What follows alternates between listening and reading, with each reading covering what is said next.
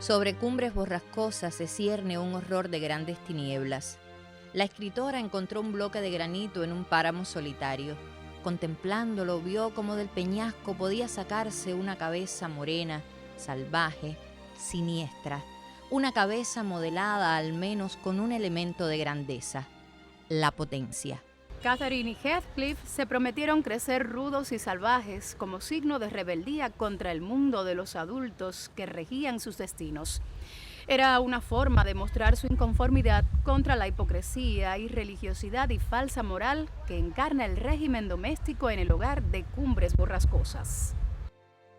El peñasco fue tomando forma humana, y ahí está, colosal, sombrío, con el ceño fruncido, mitad estatua y mitad piedra, por una parte terrible y fantasmal, por la otra casi bello.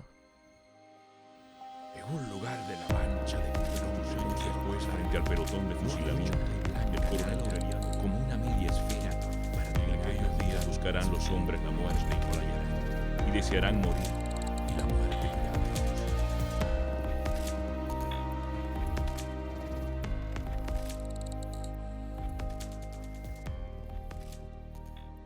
Es la historia de Catherine y Heathcliff, el centro y el alma del libro.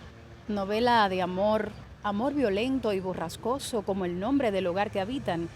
Melodrama pasional, novela de rebeldía, odios y pasión terribles.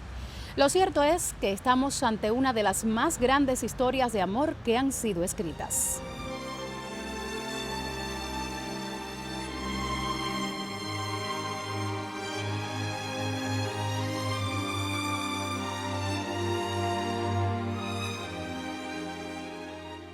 Emily Jane Bront es una de las 3 hermanas que desde una perdida parroquia de la Inglaterra victoriana publicaron sus poemas y novelas. Eran mujeres en un mundo dominado por hombres y había que salir del ostracismo a toda costa. En una etapa inicial usaron los seudónimos masculinos de Ellis, Currer y Acton Bell, tras los cuales se ocultaban los nombres de Emily, Charlotte y Anne. Desde muy temprana edad habíamos acariciado el sueño de llegar a ser escritoras algún día. Ese sueño adquirió fuerza y consistencia. Acordamos preparar una pequeña selección de nuestros poemas para hacerla imprimir. Contrarias a toda publicidad personal, ocultamos nuestros nombres bajo los seudónimos de Currer, Ellis y Acton Bell. Nada les ayudó a forjarse como mujeres independientes, sometidas a la férrea disciplina impuesta por el padre, párroco de una agreste y solitaria región de Yorkshire. No contaron con una educación integral ni con la vida social que aspiraban en una familia donde toda alusión al placer era considerada pecado. Asumíamos nombres rotundamente masculinos. Teníamos reparo en declararnos mujeres, porque sin sospechar entonces que nuestra manera de escribir y de pensar no era lo que se llamaba femenina, teníamos la vaga impresión de que, por lo regular, las escritoras son vistas con prejuicio. Sería, no obstante, la primera manifestación de la esencia femenina en la escritura contemporánea. Las heroínas de sus novelas son en realidad ellas mismas. En la trama brotan elementos autobiográficos, ansias contenidas, que descubren una extraordinaria vida interna que se revela contra los rígidos preceptos de la sociedad victoriana. El libro impreso apenas es conocido. La falta de éxito no logró arredrarnos. Cada una de nosotras se puso a trabajar en un relato en prosa. Acton, Angus Grey, Currer, Jane Eyre y Ellis, Cumbres Borrascosas. Emily legaría una novela tormentosa que, pese a los años transcurridos, sigue estremeciéndonos por el vigor y la pasión que ha sido escrita. Se habla de la influencia de Lord Byron en la concepción del gitano Heathcliff, en Catherine, deudora de la protagonista de La fierecilla domada de Shakespeare, pero hay un juicio más atrevido, el que afirma que en la propia Emily se fusionan ambos personajes. En el carácter de Emily se unían los extremos del vigor y la sencillez. Detrás de su cultura sin pretensiones, gustos sencillos y modesta apariencia, se ocultaba un secreto poder y un fuego que podían dominar el cerebro y hacer arder las venas de un héroe.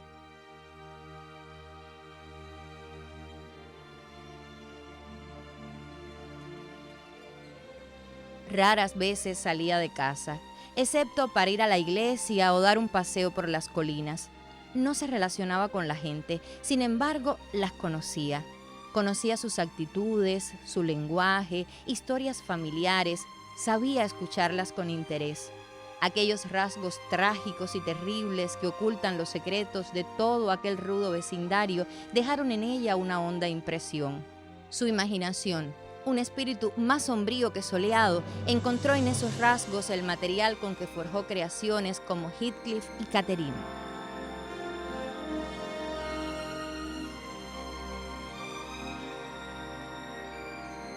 En las primeras páginas de Cumbres Borrascosas nos percatamos de la presencia de un paisaje y ambiente misterioso y desolado propios de la novela gótica.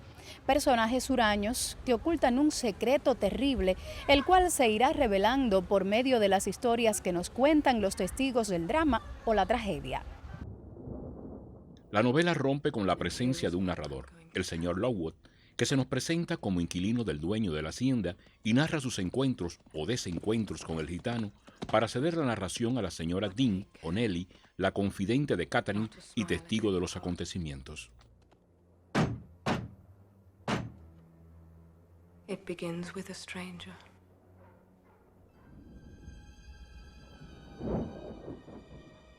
Cumbres Borrascosas aparece, para quienes desconocen la localidad donde se desarrollan las escenas, una producción tosca y extraña. Los desiertos, páramos del norte de Inglaterra, las colinas, las aldeas, las viviendas, el lenguaje, costumbres domésticas, ¿son acaso repulsivos para ellos?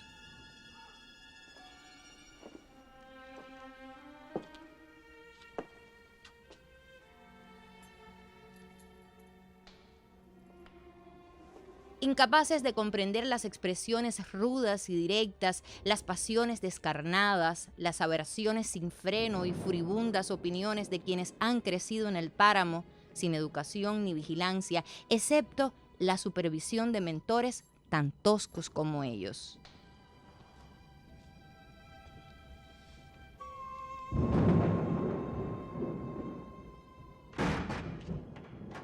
En el hogar de Cumbres Borrascosas, donde viven Catherine y su hermano Hindley, llega de la mano del padre de los chicos el pequeño gitanillo Heathcliff para romper la rutina. No puede ni siquiera intuir el señor Hersham el grave trastorno que esta presencia traerá para la paz doméstica. Los hermanos en un inicio rechazan al intruso, pero lentamente se produce una identificación entre Catherine y el gitano para terminar ambos hermanos militando en bandos opuestos, irreconciliables hasta el fin de sus días.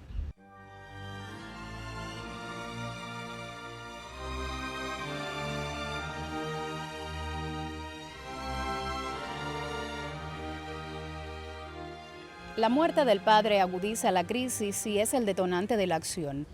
El hermano es ahora el dueño de los destinos y no pierde la oportunidad para soltar las amarras del rencor contenido. Heathcliff es humillado hasta la saciedad, reducido al triste destino de peón. Catherine y el gitano realizan escapadas, especie de pruebas antes de la definitiva que ya han concebido, pero en una de ellas el destino se encarga de trastocar sus planes.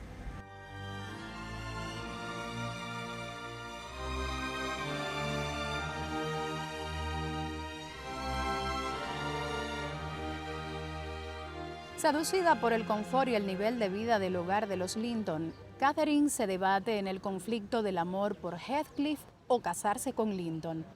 Pueden más la hipocresía y moral de la sociedad victoriana, el buen matrimonio que garantiza esa comodidad burguesa.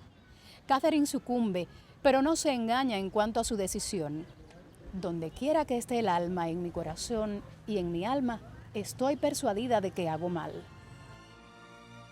Cumbres Borrascosas nos descubre un elemento pasional sin precedentes en la literatura. Emily funda en su novela la razón y la pasión, el juicio y el sentimiento, lo establecido y lo imaginado, pero sobre todo pone al desnudo la contradicción entre los códigos morales y éticos de la hipócrita sociedad victoriana con el instinto, sexualidad y pensamiento humanista. Nada le resta por hacer a Heathcliff. No queda otra disyuntiva que escapar de Cumbres Borrascosas.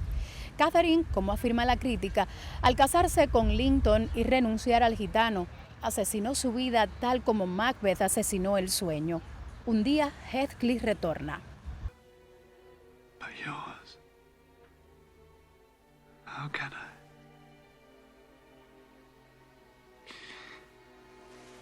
How can I?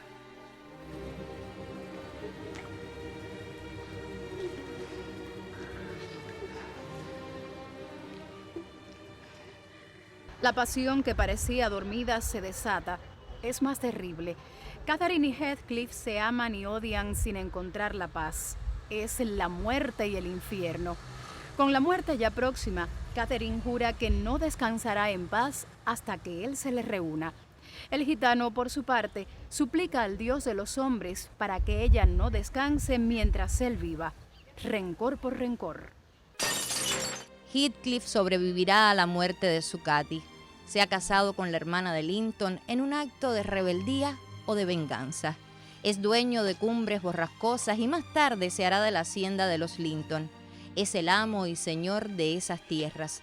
Pero la vida es tan solo sombras y él, la mayor de todas, un fantasma que acecha por el retorno de otro fantasma. Odiado y maldecido por quienes comparten el hogar de Cumbres, morirá el gitano. Su fin representa la felicidad para una nueva pareja que no teme a nadie y por amor serán capaces de afrontar el destino, a Satán y a todas sus legiones de demonios.